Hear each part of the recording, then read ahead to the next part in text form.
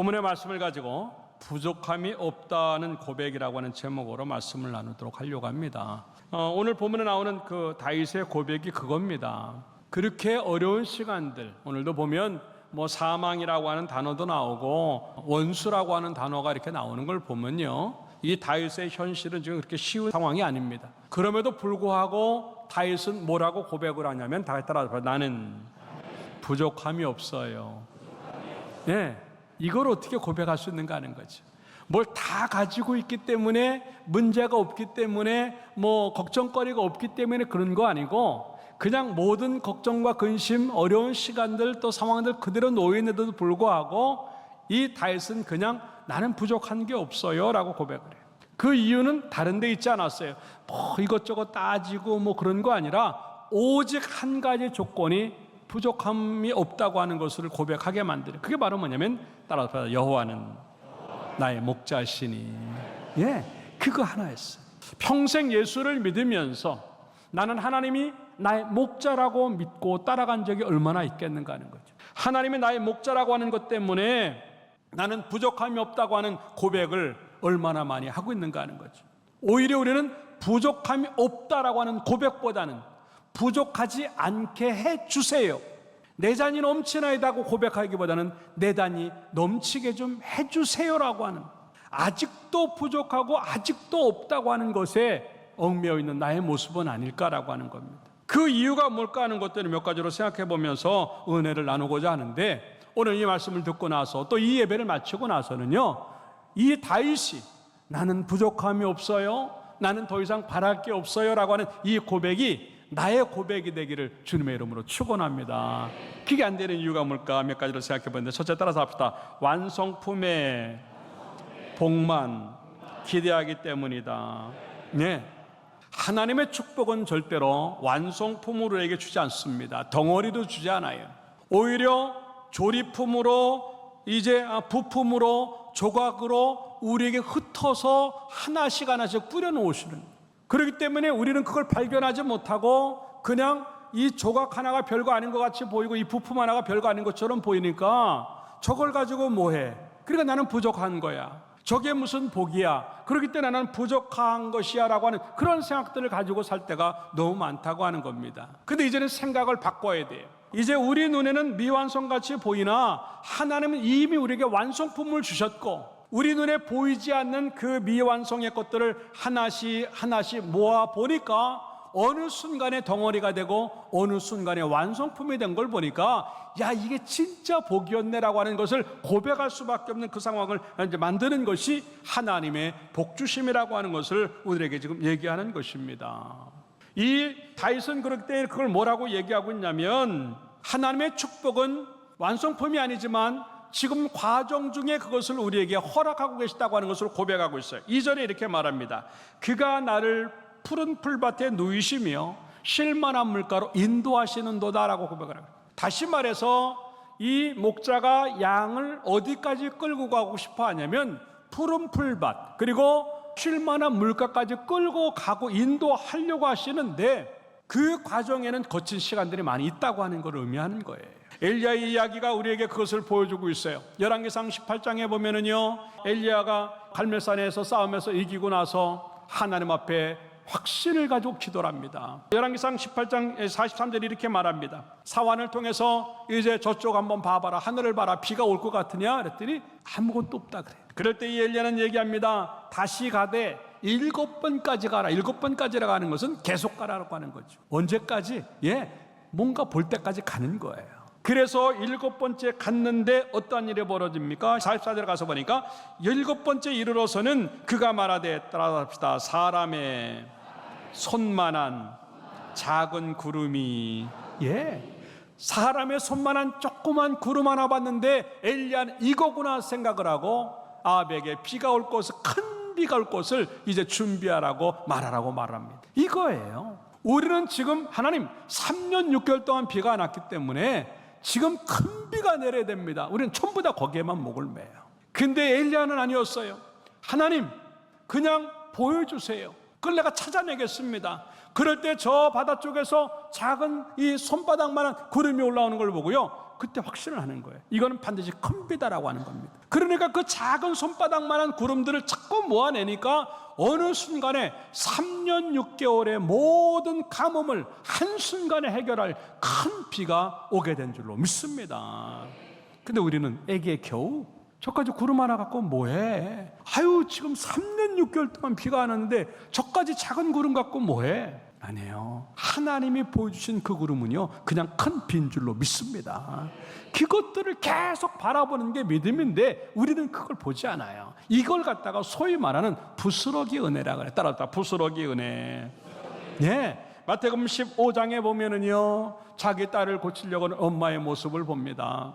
해결 방법이 없어 주님에게 나옵니다. 주님이요, 내 딸을 좀 고쳐주시옵소서. 근데 주님은 아무 말씀도 안 하십니다. 오히려 소리를 지를 때 제자들이 자꾸 그만 좀 소리 지르고 따라오지 말라고 합니다. 그래도 계속 도와달라고 소리칩니다. 그럴 때 주님이 참 충격적인 말씀을 하세요. 자기에게 개취급을 하는 그러한 모습을 봅니다. 그럴 때도 이 여인은 이렇게 말합니다. 마태복음 15장 27절에 주여 올소이다마는, 참 이게 믿음이에요. 하나님이 말씀하시는 것은 무조건 옳다고 믿는 것. 자기를 개취급을 하지만도 하나님께서는 그 뜻이 계시다고 하는 걸 알고 믿고 그냥 주님의 말씀은 무조건 옳아요. 그 순간에 역사가 일어날 줄로 믿습니다. 그렇게 주님의 말씀 무조건 옳아요. 그런데 한 번만 더 생각해 보세요. 개들도 주인의 상에서 떨어지는 부스러기를 먹잖아요. 주님 나에게 주실 거 아무것도 없어도 괜찮은데 그 쓰레기 같은 부스러기라도 나에게 좀 주신다면 내 딸 나을 것 같아요. 그 부스러기에 모든 걸 걸었던 이 여인에게 주님은 뭐라고 말씀하시냐면 28절에 여자여 내 믿음이 크도다 그랬어요. 이거예요. 그때로부터 이 딸이 나음을 입은 줄로 믿습니다. 사랑하는 여러분들, 지금 아직까지 과정 중에 있기 때문에 이루어지지 않은 것들이 참 많다 할지라도요, 하나님의 축복은 지금도 계속되어지는 줄로 믿고 그 모든 것들을 믿음의 눈으로 보면서 그것이 또 하나의 축복으로 보고 그 작은 것들 놓치지 말고 이것 가지면 돼, 이것 가지면 돼, 그걸 전부 다 모아내서 어느 순간에 여러분들이 원했던 그 완성품의 축복을 경험하기를 주님의 이름으로 축원합니다. 그렇기 때문에 하나님이 주셨다고 느껴지는 것들을요, 우습게 보면 안 돼요. 오늘부터는 결단코 작은 것을 버리지 말아요. 부스러기의 은총, 부스러기의 복이 그곳에 있다고 믿고 작은 거라도 하나님 거라고 하는 그 마음 가지고 꼭꼭 붙들고 감으로 말미암아 그 작은 것들이 덩어리가 되고 어느 순간에 완성품이 축복이 되어서 다윗의 고백이 내 고백이 되기를 주님의 이름으로 축원합니다. 두 번째 따라합시다. 고난 없는 복을 기대하기 때문이다. 왜 내가 다윗의 고백이 안 되는가? 고난을 복이라고 보지 않기 때문에 그래요. 근데 성경을 보면 또 우리의 많은 삶들을 보면요, 많은 경우 하나님의 축복은 고난과 함께 올 때가 참 많습니다. 아니 어쩔 때는 고난이 지난 다음에 올 때가 참 많은 거예요. 이럴 때 이 다윗은 또 하나의 고백을 합니다. 5절의 말씀에 보니까 원수의 목전에서 상을 베푸실 거야. 부족함이 없다고 고백하는 이 다윗이 또 하나의 고백이 나옵니다. 아, 부족함이 없어? 그래, 어느 정도일까? 그렇구나. 원수의 목전에서 상을 베풀어 주신 하나님이구나. 이것은 뭐냐면 역전의 상황을 기대하는 것입니다. 비록 원수가 나를 죽이려고 하고 어렵고 힘든 거지만 이건 고난이 아니야. 어쩌면 하나님이 나를 더 위대하게 만드시려고, 어쩌면 하나님이 나를 더 강하게 만드시려고, 어쩌면 나를 하나님께서 더 큰 사람 만드시려고 하는 또 하나의 가장되어진 축복일 수 있다고 하는 그런 마음으로 그것들을 바라볼 때 원수의 목전에서 내게 상을 베푸실 거야, 나는 그런 역전을 기대하고 있어, 그렇게 고백하는 것인데 우리에게도 이러한 고백이 나오기를 주님의 이름으로 축원합니다. 이 말씀이 욥기 5장 17절의 이야기가 그렇게 나오고 있습니다. 볼지어다 하나님께 징계받는 자에게는 복이 있나니라고. 어떻게 징계가 복이에요? 그런데도 복 있는 사람은 그 징계조차도 혼나고 벌받고 심판받는 것까지 어쩌면 우리의 삶에 생각하지 않은 이 건강에 어려움이 올 수도 있고, 생각하지 않은 이 물질의 어려움이 올 수 있고, 생각하지 않은 사람의 어려움이 있을 수 있고, 생각하지 않은 사건이나 또 일에 또 연루가 될 수도 있어요. 그럼에도 불구하고 이게 또 하나의 복으로 여긴다는 거예요. 그 이유는 뭐냐면 이제 하나님이 어떻게 하시는가를 알기 때문에 그래요. 18절에 가서 보니까 이렇게 말합니다. 하나님은 아프게 하시다가 싸매 주시고 상하게 하시다가도 그의 손으로 고치신다. 그 19절에 뭐라고 말을 하고 있냐면 6가지 환난에서 너를 구원하시며 7가지 환난이라도 그 재앙이 내게 미치지 않게 하신다. 여러분들 얼마나 어려워요. 6가지 고난이 지나가면 좋을 것 같은데 또 7가지가 오고 견딜 수 없다고 하는 거죠. 그럼에도 불구하고 중요한 건 뭐냐면 나에게 얼마나 많은 어려움이 있느냐가 아니라 그때 하나님이 나를 구원해 주시고 그때 그 재앙이 나에게 아무런 영향도 미치지 않게 하시기 때문에 나는 하나님 때문에 부족함이 없다고 고백하는 이 모습이 그거라고 하는 것입니다. 사랑하는 여러분들, 다시 한번 여러분에게 주어진 고난과 어려움들, 힘든 것까지도 복일 수 있다고 하는 것들을 믿으면서 지금 주어져 있는 것을 부둥켜 안고 축복으로 만들어낼 수 있는 여러분 되기를 주님의 이름으로 축원합니다. 이게 고린도후서 12장에 나오는 사도 바울의 이야기예요. 어느 순간에 주의 일 좀 멋지게 보려고 했어요. 근데 갑자기 고난이 옵니다. 그 고난이 성경은 고린도후서 12장 7절에 뭐라고 말을 하고 있냐면 육체의 가시다 그랬어요. 육체의 가시는 자주 얘기지만 큰 유목민들이 치는 텐트에 끈을 잡아매서 날아가지 않게 만드는 엄청난 크기의 가시, 그거를 갖다 우리 몸에다가 대고 망치질을 한다고 했을 때 뼈고 살이고 내장이고 남아 돌지 않을 정도로 우리 몸에 들어오는 거예요. 순간순간마다 그걸 찔른다고 했을 때 견디지. 그래서 뭐라고까지 얘기를 하냐면 사탄의 사자다. 하나님의 일을 망치게 하려고 사탄이 사자를 보낸 거다. 그 정도 표현할 정도로 이 사도 바울은 힘들었어요. 그런데 그걸 놓고 이제 바울은 기도합니다. 8절에 보니까 이것이 내게서 떠나가기 위하여 내가 3번 주께 간구했다 그랬어요. 3번 구했다는 것은 오래 기도했다고 하는 겁니다. 그런데 어느 날 기도를 멈추게 하는 응답이 왔어요. 가시가 쑥 뽑아지는 응답을 기대했는데 아니에요. 하나님은요, 그 가시 은혜야, 그 가시 축복이야. 이게 무슨 얘기예요? 하나님 아니죠. 아니야. 그럼 뭐라고 말을 하고 있냐면 내 은혜가 내게 족한데 그 가시가 너에게 꼭 맞는 축복이야. 그 이유가 뭐냐면 네가 그 가시 때문에 더 능력 있고 온전해질 수 있어. 그걸 아는 거예요. 그렇기 때문에 바로 전에 뭐라고 말하면 7절에 보니까 너무 자만하지 않게 하기 위해서. 그러니까 하나님이 그 마음이 들어올 때마다 가시로 축축 찔르시니까 하나님 내가 하는 게 아니고 하나님이 하는 거예요. 그것을 이제 인정을 하고 그것을 받아들입니다. 그럴 때 이 가시를 갖다가 사도 바울은 뭐라고 말을 하고 있냐면 9절의 마지막 부분에 이렇게 말합니다. 그러므로 도리어 크게 기뻐하는 거예요. 이 가시를 기뻐하는 거예요.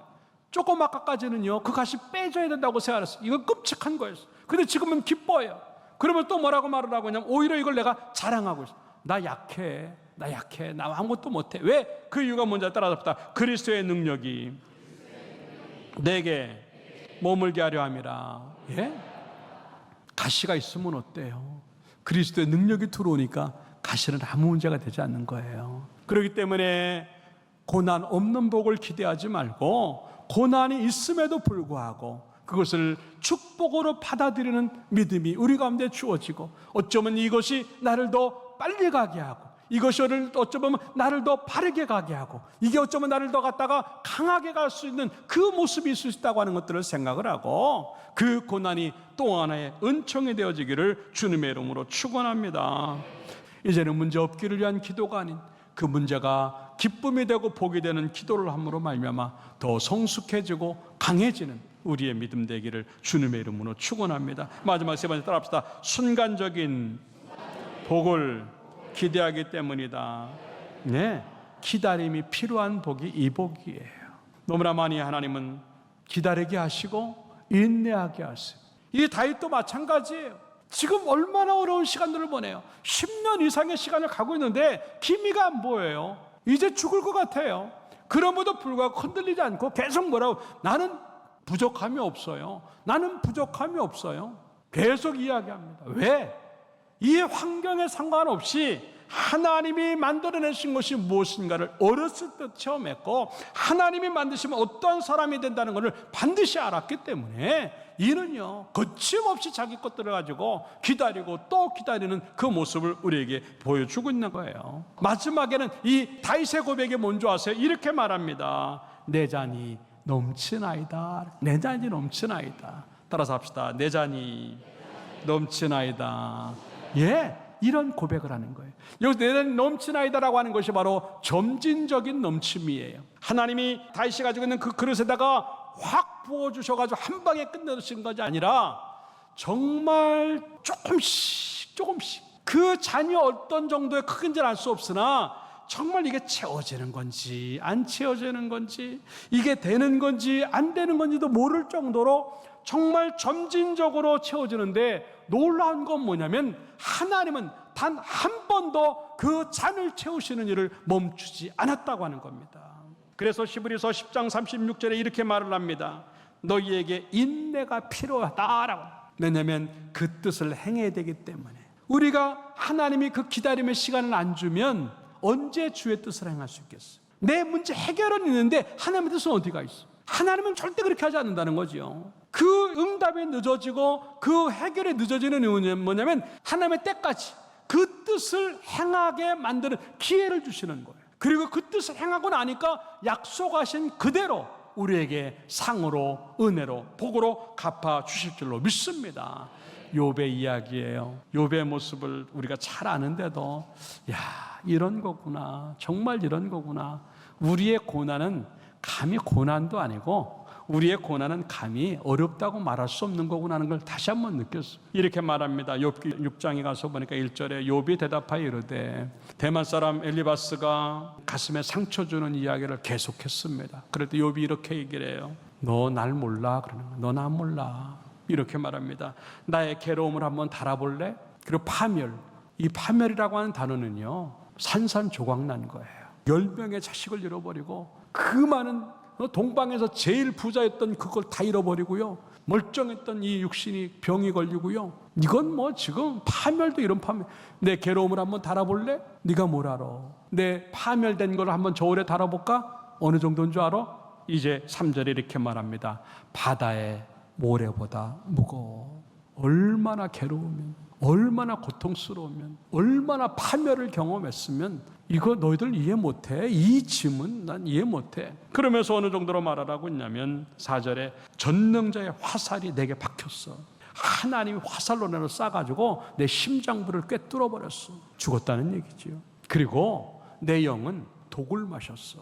예, 치사량의 독을 마시려. 이거는 인간으로서는 살 수도 없고 영으로도 죽어야만 되는, 이 영육 간의 모든 것들이 끝난 상황을 이 정도의 상황으로 얘기해요. 그럼에도 불구하고 또 뭐라고 말을 하고 있냐면요, 들나귀가 풀이 있으면 어찌 울겠어. 야, 들나귀가 왜 우는데?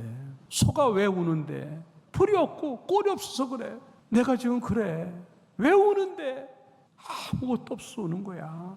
그러면서 또 뭐라고 말을 하냐면 6절에 싱거운 곳이 소금 없이 먹히겠어? 예, 소금 없으면 안 되는 그것에 소금이 빠진 것 같은 아무 가치 없는 존재가 내가 됐어.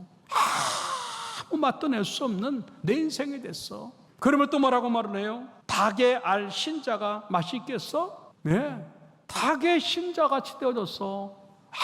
아무런 가치도 없는 이 모습이야. 이 정도 고백을 하면요, 욥에게는요 남은 게 아무것도 없는 그냥 백지예요, 백지. 아니, 그것도 찢어진 백지예요. 뭐라고 말을 할 수 없는 거예요. 그것도 하나님이 내 기도를 들어주시면 좋은데 8절에 가서 보니까 나의 간구를 누가 들어주며 나의 소원을 하나님이 허락하겠어? 안 하시니까 내가 지금 이렇게 사는 거야. 고백을 해요. 그런데 놀라운 일이 또 있습니다. 10절에 가서 보니까 이렇게 말해요.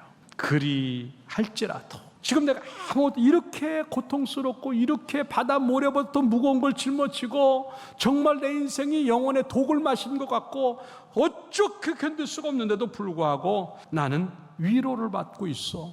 이게 어떻게 고백을 하죠? 누가 어떻게 위로를 받아? 그런데 이러한 고통이 그칠 줄 모르는 고통이야. 하루하루가 미칠 지경이에요. 그런 그치지 않는 고통인데 내가 기뻐? 제정신이 아니죠. 근데 이유가 있어요. 그게 뭐냐면 내가 따라합시다. 거룩하신 이의 말씀을 거역하지 아니하였음이라. 예.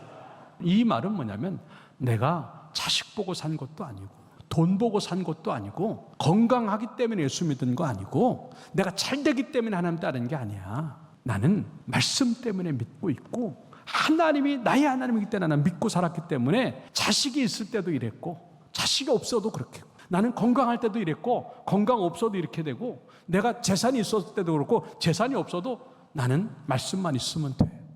이게 보통 고백이 아니에요. 나는 그 고백이 있는가 하는 거죠. 아니에요. 우리는요 조금만 없어지고 조금만 아파도 하나님 없다 그래요.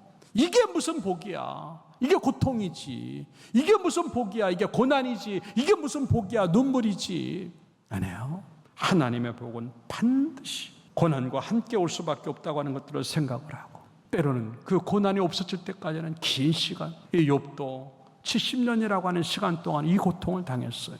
근데 결국은 뭐냐면 그 인내함으로 그 기다림으로 결국은 이 욥은요 갑절의 복을 받은, 그 갑절의 복이라고 하는 의미는 계산이 안 되는 복을 받았다고 하는 겁니다. 그냥 2배가 아니에요. 계산이 안 되는 복. 사실 여러분들 지금 여러 가지 어렵고 견딜 수 없는 시간을 보내고 있지만 조금만 더 참아야 돼요.